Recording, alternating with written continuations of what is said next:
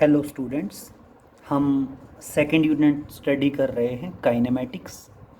उसमें एक चैप्टर हम कंप्लीट कर चुके हैं, that is motion in a straight line. And next chapter पे आते हैं, motion in a plane. And बेटा, मोशन इन ए प्लेन को बेसिकली हम दो पोर्शन में डिवाइड कर सकते हैं, एक वेक्टर्स और एक प्रोजेक्टाइल। तो हम पहले वेक्टर स्टार्ट करते हैं। तो देखिए, हम बेसिकली सेकेंड यूनिट पे चल रहे हैं। सेकेंड यूनिट है आपकी, दैट इज़ काइनेमेटिक्स। और काइनेमेटिक्स में हम स्टडी कर रहे हैं वेक्टर्स को। क्लियर? काइनेमेटिक्स में हम किसको स्टडी कर रहे हैं? वेक्टर्स को। तो देखिए, स्टार्टिंग करते हैं। बेसिकली बेटा, फिजिक्स में किसी भी क्वांटिटी को फिजिकल क्वांटिटी कहा जाता है। कोई भी चीज़ है, जैसे मास, लेंथ, टाइम, सब कुछ, everything is physical quantity. The quantity which can be measured is known as physical quantity. Clear? And बेटा, फिजिकल क्वांटिटी को हम दो पार्ट में क्लासिफाई करते हैं, जिसमें से एक आता है आपका, दैट इज स्केलर क्वांटिटीज, और एक आता है आपका, that is vector quantity. Clear? दो आते हैं, one is scalar quantity and other one is vector quantity. Clear? तो देखिए, सबसे पहले आते हैं बेटा स्केलर क्वांटिटी पे। बेटा, स्केलर क्वांटिटी होती है the quantities which having magnitude only. तो देखो क्या बताओगे? The scalar quantities are specified by magnitude only, या फिर कह सकते हैं these are specified by magnitude only. तो क्या बताओगे? Scalar quantities are specified by magnitude only. Clear? क्या बता दोगे कि जो स्केलर क्वांटिटीज़ हैं वो स्पेसिफाइड होती हैं सिर्फ मैग्नीट्यूड से, मैग्नीट्यूड ओनली। क्लियर? और वहीं अगर मैं बात करूं वेक्टर क्वांटिटीज़ की, तो क्या बताओगे? The vector quantities are specified by magnitude and direction both. Magnitude and direction both. Clear? तो पहले समझिए मैग्नीट्यूड और डायरेक्शन बोथ का मतलब। आपने वैसे भी पढ़ा है डिस्टेंस एंड डिस्प्लेसमेंट। हम वहाँ पे डिस्टेंस को क्या बोलते हैं? Distance is the scalar quantity, and displacement को क्या बोलते हैं? Vector quantity. अब समझिए, अगर मैं कहता हूँ the distance between Rewari and Delhi is 100 kilometre, बेटा this 100 kilometre is the magnitude. Magnitude जो है आपको अमाउंट ऑफ सब्सटेंस या क्वांटिटी के बारे में क्लियर करेगा। तो यहाँ पे जैसे आप रेवाड़ी और दिल्ली के बीच का डिस्टेंस 100 किलोमीटर बोल रहे हैं, that 100 kilometre is the magnitude. वहीं मैं दूसरी तरफ आता हूँ कि रेवाड़ी से दिल्ली जाते वक्त डिस्टेंस 100 किलोमीटर है, तो यहाँ पे बेटा जो 100 किलोमीटर है which is specifying the magnitude, and direction is from Rewari to Delhi. Clear? तो वेक्टर क्वांटिटी में जो है वो मैग्नीट्यूड भी होगा और डायरेक्शन भी होगा, जबकि स्केलर क्वांटिटी में सिर्फ और सिर्फ क्या होगा? मैग्नीट्यूड। क्लियर? नेक्स्ट पॉइंट पे आते हैं बेटा। अगर इस क्वांटिटी में सिर्फ मैग्नीट्यूड है, तो अगर मैग्नीट्यूड चेंज होगा तो स्केलर क्वांटिटी चेंज हो जाएगी। जबकि वेक्टर क्वांटिटी में क्या है? मैग्नीट्यूड भी है और डायरेक्शन भी है। तो चाहे मैग्नीट्यूड चेंज हो, चाहे डायरेक्शन चेंज हो, चाहे दोनों चीज़ें चेंज हो, वेक्टर क्वांटिटी क्या हो जाती है? चेंज हो जाती है। तो आप क्या बताओगे? This quantity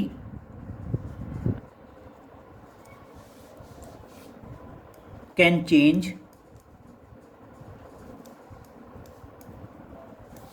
by change of magnitude only, by change of magnitude only. तो बेटा ये क्वांटिटी क्या है, चेंज हो सकती है। कैसे चेंज हो सकती है? By change of magnitude only, अगर सिर्फ मैग्नीट्यूड चेंज हो जाए तो। एंड यहां पे क्या बताओगे? This quantity can be change by change of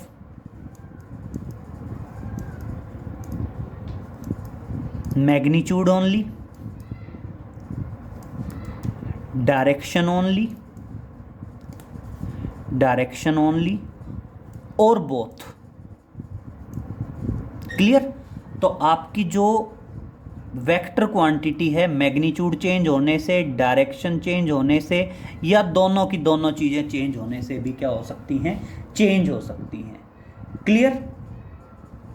अब देखिए, scalar quantity with same units can be added और सब्ट्रैक्टेड एल्जेब्रिकली। ये क्या है? इस पॉइंट को ध्यान से समझिए। Scalar quantities with same measuring unit, scalar quantities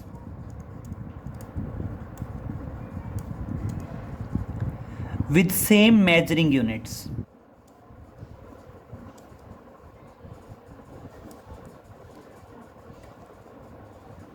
can be added or subtracted,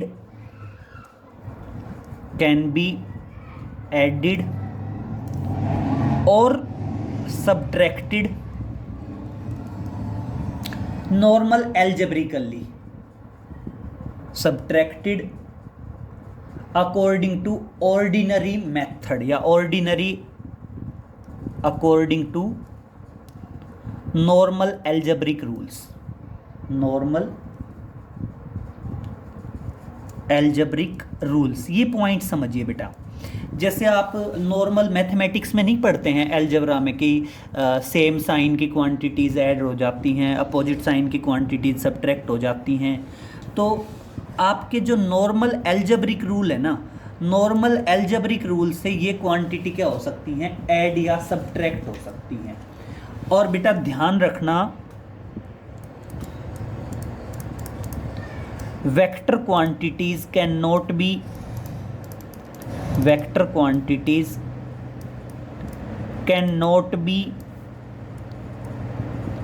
added or subtracted by normal algebraic rules, normal algebraic rules। Clear बेटा? ध्यान रखना, जो वेक्टर क्वांटिटीज़ हैं वो नॉर्मल एल्जेब्रिक रूल से ना तो ऐड हो सकती हैं ना सब्ट्रैक्ट हो सकती हैं। और उनके लिए क्या आएगा बेटा? उनके लिए बेसिकली क्या आएंगे? लॉ ऑफ वेक्टर एडिशंस आएंगे, जिनको हम आगे फर्दर पढ़ेंगे, that is laws of vector additions. Clear? और देखिए एक बार ये जो तीनों पॉइंट्स हैं इनको बहुत ध्यान से समझ लीजिए। मेन ये आपके तीनों पॉइंट्स हैं। पहला पॉइंट तो क्या कहता है? देखिए, जो स्केलर क्वांटिटीज़ हैं वो सिर्फ मैग्नीट्यूड से स्पेसिफाइड हो सकती हैं, जबकि जो आपकी वेक्टर क्वांटिटीज़ हैं वो मैग्नीट्यूड और डायरेक्शन दोनों से स्पेसिफाइड हो सकती हैं। क्लियर? अब नेक्स्ट पॉइंट सुनिए, क्या है? जो स्केलर क्वांटिटीज़ है ना बेटा, उनको हम ऑर्डिनरी नंबर से रिप्रेजेंट कर सकते हैं, जो हम नॉर्मल नंबर से यूज़ करते हैं, जैसे 10 किलोमीटर, 10 लीटर, 5 kg। तो क्या बताओगे? These are represented by ordinary letters, these are represented by ordinary letters, ordinary letters. Clear? ये रिप्रेजेंट हो सकती हैं। कैसे रिप्रेजेंट हो सकती हैं? ऑर्डिनरी लेटर्स, नॉर्मल लेटर्स के थ्रू हम इनको क्या कर सकते हैं? रिप्रेजेंट कर सकते हैं। जबकि यहाँ समझिए बहुत ध्यान से, वेक्टर का रिप्रेजेंटेशन, वेक्टर को रिप्रेजेंट किया जाता है बाय बोल्ड फेस्ड लेटर और लेटर हैविंग, देखो क्या बताओगे? These are represented by letter having arrow over them, by letter having arrow over them, over them। For example समझिए, अगर हम कहते हैं कि हमने ए वेक्टर को रिप्रेजेंट करना है तो क्या बताओगे, ए और ए के ऊपर एरो मार्क। अगर मैं कहता हूं बी वेक्टर को रिप्रेजेंट करना है तो बी, बी के ऊपर एरो मार्क। क्लियर? तो इस तरह से हम क्या कर सकते हैं, इनको रिप्रेजेंट कर सकते हैं letter over arrow mark. Clear? चलें आगे। तो ये हमारा नॉर्मल क्लासिफिकेशन है फिजिकल क्वांटिटीज का, जिसको हम दो कैटेगरी में डिवाइड कर देते हैं, स्केलर्स एंड वेक्टर्स। क्लियर? अब देखिए बेटा, नेक्स्ट पॉइंट पे हम आएंगे, वेक्टर्स के बारे में पढ़ेंगे काफ़ी डिटेल में। तो देखिए हम वेक्टर्स को ही शुरुआत करते हैं।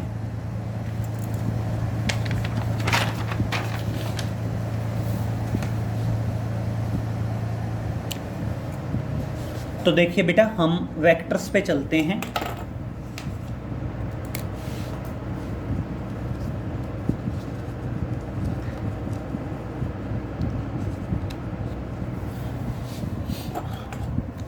तो सबसे पहले आता है representation of A vector, that is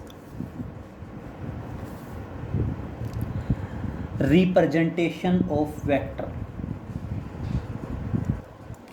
that is representation of vector।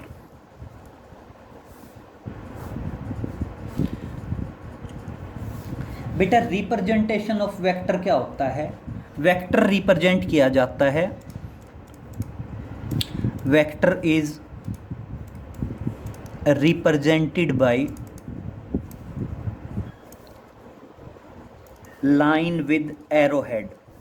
कैसे बताएंगे? That is represented by line with arrow head.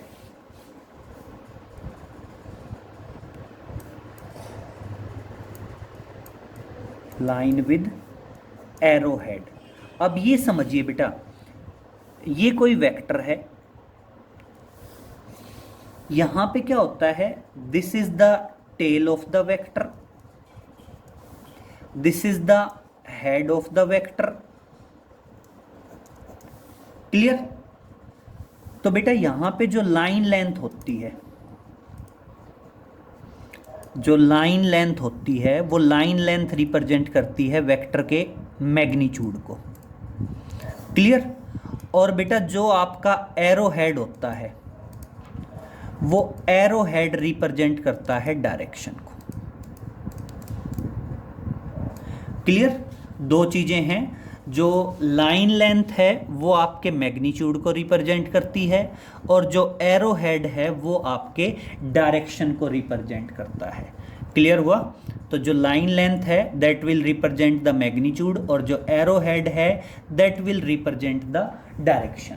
For example, अगर मान लीजिए मैं कहता हूँ ये पॉइंट है ए और ये पॉइंट है बी, तो ये यहाँ पे क्या हो गया, ए बी वैक्टर हो गया, ए बी और ये vector. Clear? That is A B vector.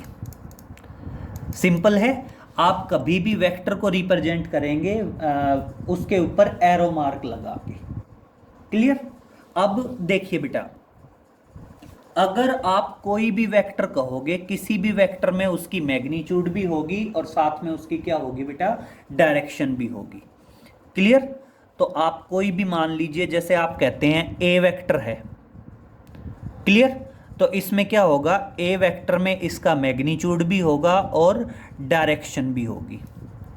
तो अगर ए वेक्टर है तो इसका मतलब इसमें क्या होगा, मैग्नीट्यूड भी होगा और साथ में इसमें क्या होगी बेटा, डायरेक्शन भी होगी। दोनों चीज़ें साथ में रहेंगी, magnitude as well as direction. Clear?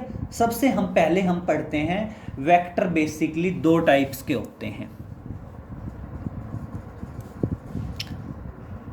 That is types of vectors. और टाइप्स ऑफ वेक्टर में हम बेसिकली कहते हैं आपके जो वेक्टर्स हैं वो वेक्टर्स दो टाइप के होते हैं, that is polar vector and axial vector. तो पहला आएगा आपका दैट इज पोलर वेक्टर, और बेटा सेकंड आएगा आपका that is axial vector. Clear? दो चीजें आएंगी, first is polar vector and second is axial vector. तो देखो पोलर वेक्टर क्या होंगे बेटा, पोलर वेक्टर होंगे the vector whose direction is along the direction of motion of body और particle of the body is known as polar vector. और polar vector क्या करेंगे, अलोंग ए लाइन एक्ट करेंगे। जो पोलर वेक्टर है वो पोलर वेक्टर कहाँ एक्ट करेंगे, अलोंग ए लाइन या अलोंग द डायरेक्शन एक्ट करेंगे। तो आप क्या बताओगे,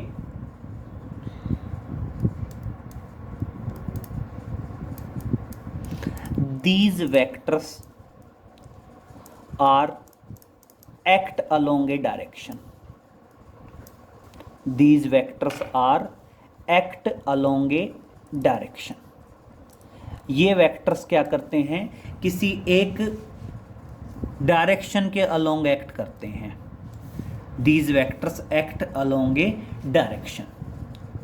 एंड बेटा इन वेक्टर्स में क्या होता है, पोलर वेक्टर्स के अंदर स्टार्टिंग पॉइंट होगा, एंडिंग पॉइंट होगा। जैसे फॉर एग्जांपल आप कह सकते हैं जो आपका नॉर्मल डिस्प्लेसमेंट वेक्टर होता है, लीनियर मोमेंटम है, वेलोसिटी है, ये सारे के सारे आपके क्या आते हैं, पोलर वेक्टर्स आते हैं। एग्जांपल आप कह सकते हैं that is displacement, velocity, linear momentum, बहुत सारे हैं। जनरली जो एक पर्टिकुलर डायरेक्शन के अलोंग एक्ट करेंगे उन वेक्टर्स को क्या कहा जाता है बेटा, पोलर वेक्टर्स कहा जाता है। क्योंकि डिस्प्लेसमेंट की एक पर्टिकुलर डायरेक्शन होती है, वेलोसिटी की एक पर्टिकुलर डायरेक्शन होती है, और आपके लीनियर मोमेंटम की एक पर्टिकुलर डायरेक्शन होती है।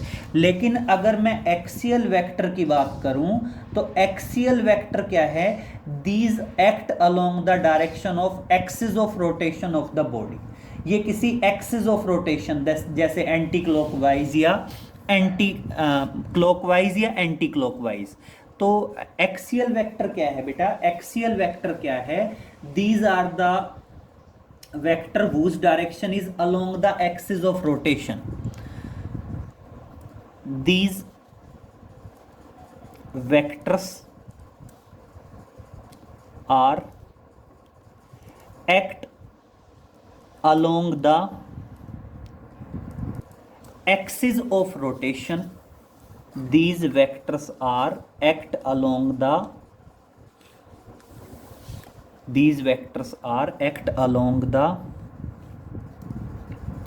axis of rotation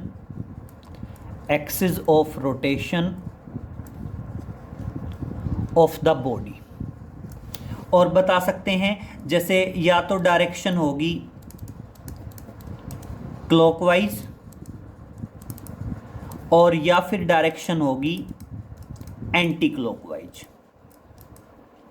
और बेटा जो एक्सियल वेक्टर होते हैं ना, एक्सियल वेक्टर की डायरेक्शन या तो क्लॉकवाइज होती है या फिर क्या होती है आपकी एंटी क्लॉकवाइज होती है।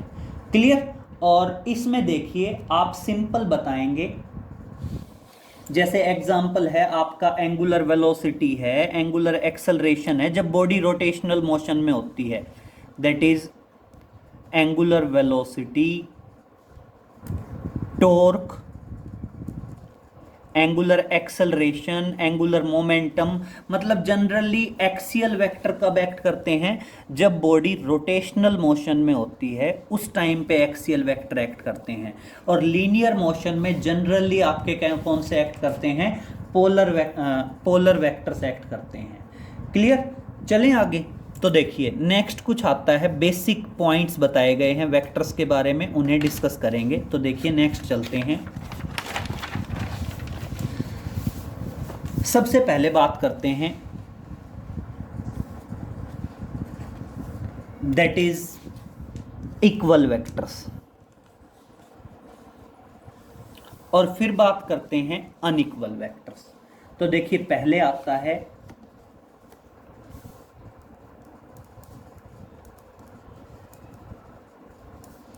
इक्वल वेक्टर्स और फिर आता है बेटा आपका अनइक्वल वेक्टर्स। क्लियर? पहले आता है आपका इक्वल वेक्टर्स और फिर आता है आपका अनइक्वल वेक्टर्स। तो देखिए सबसे पहला पॉइंट आता है इक्वल वेक्टर्स। बेटा इक्वल वेक्टर्स क्या होते हैं? Two vectors are said to be equal if they having equal magnitude and same direction. तो देखो क्या बताएंगे, two vectors are said to be equal if they having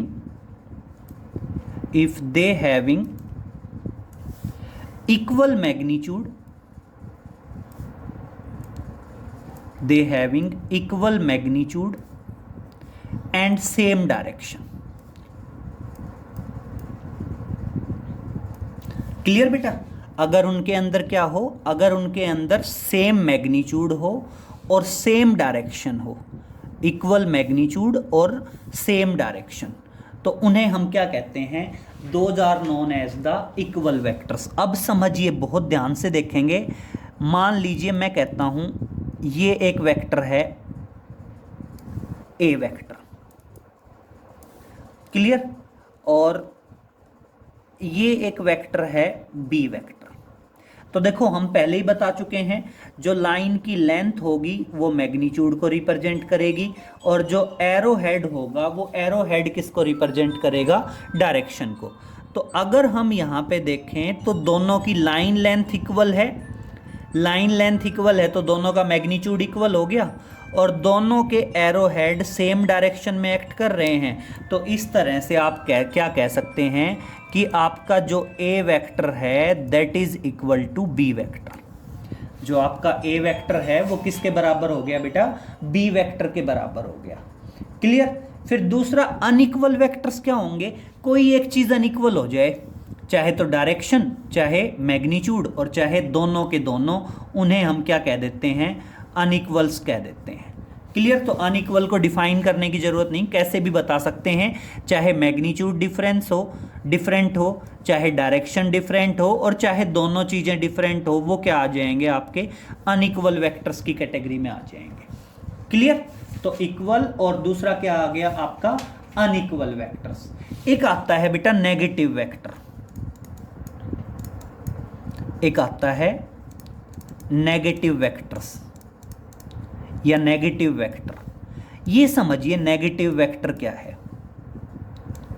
मान लीजिए मैं कहता हूं ये वेक्टर है ए, क्लियर, और मैग्नीट्यूड तो सेम है लेकिन डायरेक्शन क्या हो गई? जस्ट अपोजिट हो गई, और ये है आपका बी वेक्टर। क्लियर? तो बेटा अब यहां पे आप चाहो तो ये कह दो कि ए वेक्टर जो है वो माइनस ऑफ बी वेक्टर के बराबर है, या हम ये कह सकते हैं कि जो बी वेक्टर है वो माइनस ऑफ ए वेक्टर के बराबर है। तो एक बार समझिए, नेगेटिव वेक्टर की कंडीशन क्या है? मैग्नीट्यूड तो इक्वल होना चाहिए और डायरेक्शन क्या होनी चाहिए? जस्ट अपोजिट होनी चाहिए। क्लियर? तो आप क्या बताओगे? Two vectors of equal magnitude but opposite direction. तो आप नेगेटिव वेक्टर्स के बारे में क्या बताएंगे? नेगेटिव वेक्टर्स के बारे में बताएंगे two vectors having same magnitude but opposite direction, but opposite directions are known as negative vectors, known as negative vectors। Clear हुआ बेटा? तो यहां पे देखिए बेसिकली आप ये समझ लीजिए, किसी वेक्टर के सामने नेगेटिव साइन प्लेस करने का मतलब है हमने उसकी डायरेक्शन को जस्ट क्या कर दिया है, रिवर्स कर दिया है। देखिए ए वेक्टर तो एज इट इज है, अगर मैंने बी वेक्टर के आगे माइनस लगा दिया तो इसका मतलब मैंने बी वेक्टर की डायरेक्शन को क्या कर दिया है, जस्ट अपोजिट कर दिया है। ये बी वेक्टर है, अगर मैं यहीं पे माइनस बी वेक्टर रिप्रेजेंट करना चाहूं तो क्या आएगा, मैग्नीट्यूड सेम, और अगर मैंने इसकी डायरेक्शन को जस्ट अपोजिट कर दिया तो ये क्या आ गया, माइनस बी वेक्टर आ गया। क्लियर? तो आप ध्यान रखना, इन दोनों को समझना ढंग से। अगर हम किसी वेक्टर के आगे नेगेटिव का साइन प्लेस करते हैं तो इसका मतलब है हमने उसकी डायरेक्शन को जस्ट रिवर्स कर दिया है। अगर किसी वेक्टर के आगे नेगेटिव साइन प्लेस किया गया तो इसका मतलब हमने उसकी डायरेक्शन को क्या कर दिया है, जस्ट रिवर्स कर दिया है। क्लियर? फिर बहुत सारे वेक्टर होते हैं, like vector, parallel vector, unlike vector, anti parallel vector, collinear vector, बहुत सारे वेक्टर हैं। लेकिन उससे पहले हम एक डिस्कस करते हैं, दैट इज यूनिट वेक्टर। हम डिस्कस करते हैं बेटा यूनिट वेक्टर। अब समझिए यूनिट वेक्टर क्या है। चलो यूनिट वेक्टर से पहले हम बता देते हैं that is collinear vector. Unit vector से पहले ये बता देते हैं, नेक्स्ट पेज पे डिस्कस करेंगे यूनिट वेक्टर। तो देखो क्या आता है आपका, दैट इज कोलिनियर वेक्टर्स। तो बेटा कोलिनियर वेक्टर्स क्या होते हैं, कोलिनियर वेक्टर्स होते हैं the vectors which having equal और unequal magnitude which either act along the same direction or along parallel lines in the same direction or in opposite direction। तो देखो कोलिनियर वेक्टर क्या बताएंगे, these are the vectors which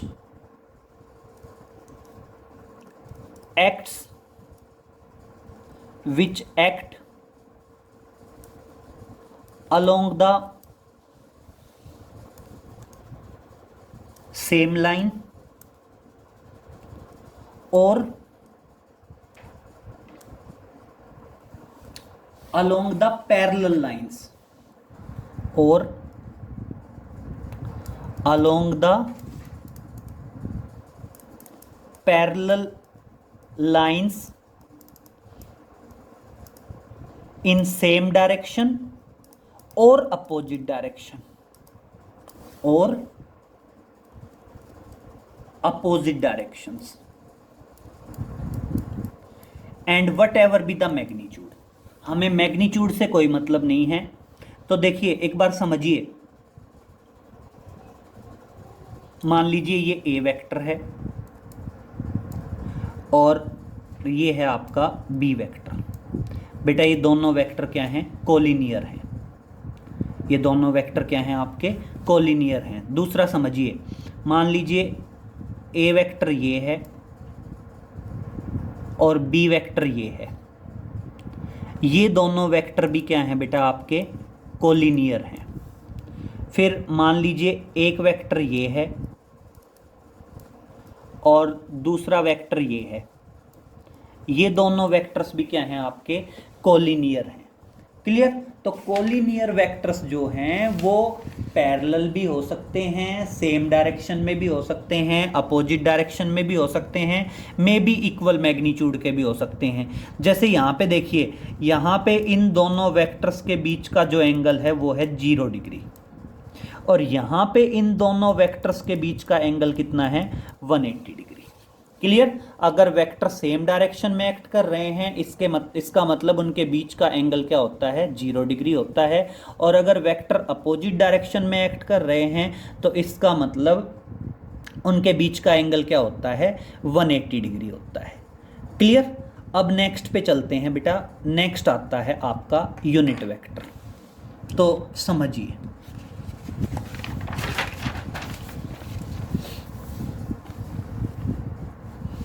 बात करते हैं unit vector की।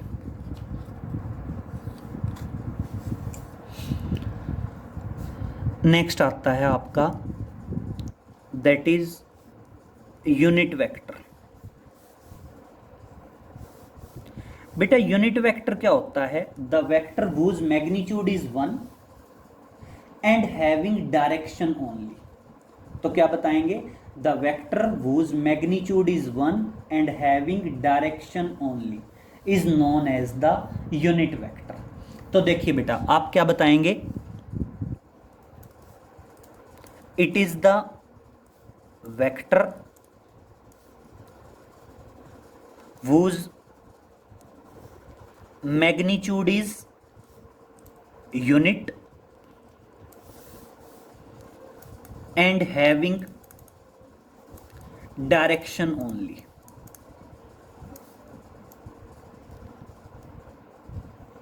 and having direction only। अब देखिए बेटा मैग्नीट्यूड 1 होना चाहिए, मैग्नीट्यूड शुड बी यूनिट, और क्या होनी चाहिए? डायरेक्शन तो होगी ही होगी। अब जैसे देखिए बेटा it is represented by arrow head, मतलब जनरली इसको कैप से डिनोट करते हैं। इट इज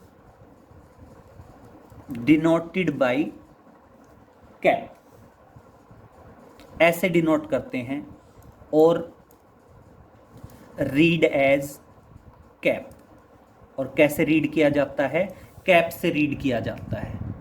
अगर मान लीजिए मैं कहता हूं यूनिट वेक्टर ए, तो यूनिट वेक्टर ए को कैसे रिप्रेजेंट करेंगे? देखना, ए और ए के ऊपर हमने क्या लगा दी? कैप। अगर मान लीजिए मैं कहता हूं यूनिट वेक्टर बी, तो यूनिट वेक्टर बी को कैसे रिप्रेजेंट करेंगे? B cap. ठीक है। और वैसे भी समझिए हमने बताया था कि कोई भी वेक्टर है, किसी भी वेक्टर में क्या होगा? मैग्नीट्यूड भी होगा और साथ में उसमें क्या होगी? डायरेक्शन भी होगी। तो समझिए अगर मैं ए वेक्टर को लिखता हूं तो ए वेक्टर का मैग्नीट्यूड तो आएगा ये, और इसकी डायरेक्शन आएगी ए कैप। ए वेक्टर का मैग्नीट्यूड तो आएगा ए, और डायरेक्शन क्या आएगी? A cap. तो इसलिए आप कह सकते हैं कि अगर किसी वेक्टर को उसके मैग्नीट्यूड से डिवाइड कर दिया जाए तो वो हमें क्या दे देता है? यूनिट वेक्टर प्रोवाइड कर देता है। क्लियर हुआ? ध्यान रहेगा, अगर किसी वेक्टर को उसके मैग्नीट्यूड से डिवाइड कर दिया जाए तो हमारे पास क्या आ जाता है? यूनिट वेक्टर आ जाता है। Clear?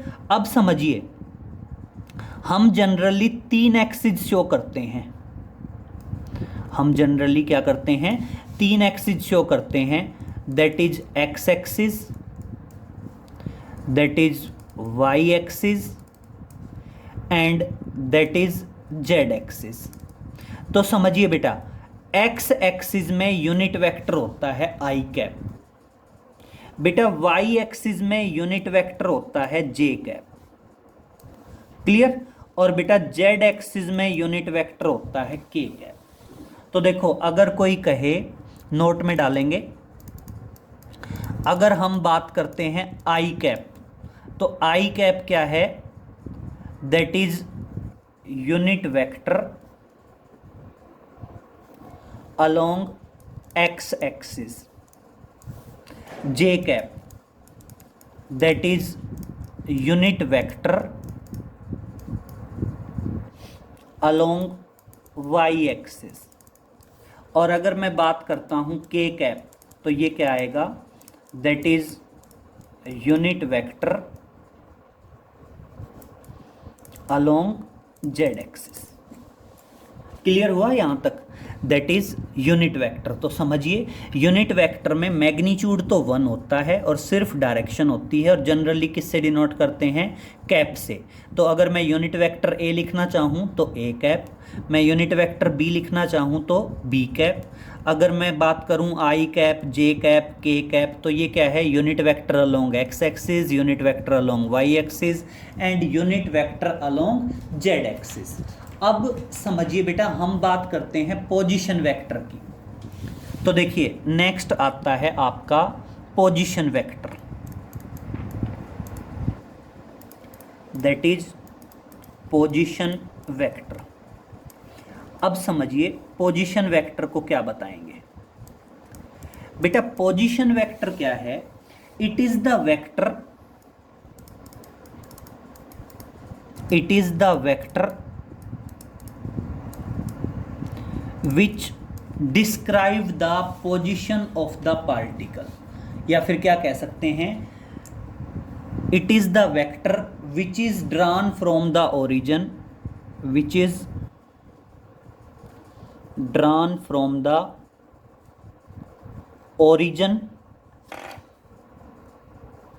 to the position of the particle, to the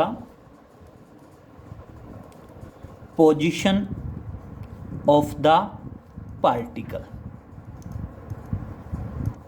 clear? अब देखिए बहुत ध्यान से समझना। मान लीजिए मैं कहता हूं ये एक्स एक्सिस है, ये वाई एक्सिस है, और ये मान लीजिए आपकी है जेड एक्सिस। क्लियर? तीनों एक्सिस हो गई, एक्स एक्सिस, वाई एक्सिस और जेड एक्सिस, और ये क्या है? ओरिजिन। अब एक पॉइंट समझ लीजिए, मान लीजिए मैं कहता हूं ये यहां पे कोई पॉइंट है, तो एक पॉइंट समझिए बेटा, जब आप कोई भी पॉइंट शो करते हैं तो उस पॉइंट पे कोई ना कोई वैल्यू एक्स कोऑर्डिनेट की होती है, कोई ना कोई वैल्यू वाई कोऑर्डिनेट की होती है, और कोई ना कोई वैल्यू किसकी होती है? जेड कोऑर्डिनेट की होती है। क्लियर? तीनों वैल्यूज होती हैं, एक्स कोऑर्डिनेट, वाई कोऑर्डिनेट और जेड कोऑर्डिनेट। अगर आप इस पॉइंट को ओरिजिन से मिला देंगे, अगर आप इस पॉइंट को ओरिजिन से मिला देंगे तो ये क्या आ जाएगा? पोजीशन वेक्टर आ जाएगा, और जनरली इसको हम रिप्रेजेंट करते हैं आर वेक्टर से। तो अब समझिए बेटा, यहां तक समझ में आया? एक बार रिपीट कर रहा हूं। देखिए हमने क्या कहा कि भाई तीनों एक्सिस हैं, X axis, Y axis and Z axis. ये कोई पॉइंट है, इस पॉइंट के तीनों कोऑर्डिनेट हैं एक्स, वाई और जेड। तो हमने इस पॉइंट को ओरिजिन से मिला दिया, और ये किसको रिप्रेजेंट कर दिया? पोजीशन वेक्टर को। तो देखिए अब समझिए पोजीशन वेक्टर आर किसके बराबर आएगा बेटा? समझें, किसी भी वेक्टर को कैसे रिप्रेजेंट करते हैं? Magnitude direction, magnitude direction. तो देखिए ये आर वेक्टर है, इस आर वेक्टर में क्या आएगा बेटा? यहां पे जो एक्स, वाई और जेड हैं, ये तो किसको रिप्रेजेंट कर रहे हैं? मैग्नीट्यूड को। तो देखो पोजीशन वेक्टर के लिए एक्स एक्सिस में मैग्नीट्यूड कितना है? एक्स, और एक्स एक्सिस में डायरेक्शन किससे दी जाती है? यूनिट वेक्टर आई कैप। क्लियर? प्लस बेटा वाई एक्सिस में मैग्नीट्यूड क्या है? स्मॉल वाई, और वाई एक्सिस की डायरेक्शन किससे दी जाएगी? जे कैप। प्लस बेटा जेड एक्सिस में मैग्नीट्यूड क्या है? स्मॉल जेड, और जेड एक्सिस में डायरेक्शन किससे दी जाएगी? दैट इज के कैप से। तो ये इस तरह से क्या आ गया? आपका पोजीशन वेक्टर आ गया। क्लियर? ये इस तरह से आपका क्या आ गया है? पोजीशन वेक्टर आ गया है। तो ध्यान रखें, जब भी आप कभी भी पोजीशन वेक्टर को डिस्क्राइब करें तो पोजीशन वेक्टर को आप इस तरह से डिस्क्राइब कर सकते हैं। क्लियर? तो देखिए हम कुछ एग्जांपल्स की बात कर लेंगे। जैसे मान लीजिए आप कहते हैं, मैं कोई भी एग्जांपल लेके चल रहा हूं, ये तीनों एक्सिस हो गई, X axis, Y axis, Z axis. बेटा ये ओरिजिन है, हम ये कहते हैं ये कोई पॉइंट है P, ठीक है। और बेटा पॉइंट P के कोऑर्डिनेट हैं 3, -2 और 1। और अब मैं कहता हूं पोजीशन वेक्टर बताइए, position vector of point P। हमने पोजीशन वेक्टर बताना है, किसका पोजीशन वेक्टर बताना है? पॉइंट P का। तो समझिए बेटा, सबसे पहली बात, पॉइंट P को कहां से मिलाएंगे? ओरिजिन से मिला देंगे। और पोजीशन वेक्टर को किससे रिप्रेजेंट करेंगे, आर वेक्टर से। और अब देखिए आर वेक्टर किसके बराबर आएगा, आर वेक्टर आएगा एक्स का मैग्नीट्यूड 3 और एक्स एक्सिस की डायरेक्शन क्या है I cap plus Y axis का मैग्नीट्यूड क्या है, वाई एक्सिस का मैग्नीट्यूड -2 और वाई एक्सिस की डायरेक्शन क्या होती है J cap plus Z axis का मैग्नीट्यूड क्या है 1 और जेड एक्सिस की डायरेक्शन क्या होती है के कैप। तो इस तरह से ये क्या आ गया, पोजीशन वेक्टर आ गया। ठीक है, तो इस तरह से बेटा हम किसी भी पॉइंट का पोजीशन वेक्टर कैलकुलेट कर सकते हैं। क्लियर। तो आज हमने पढ़ा scalar vector, polar axial vector, equal unequal negative unit vector. Important point है आपका यूनिट वेक्टर और पोजीशन वेक्टर कैसे निकाला जाता है। इन दोनों पॉइंट्स को थोड़ा सा अच्छे से समझेंगे, पोजीशन वेक्टर को और यूनिट वेक्टर को। क्लियर। ओके बेटा, बाकी आगे नेक्स्ट लेक्चर में कराएंगे। Thank you.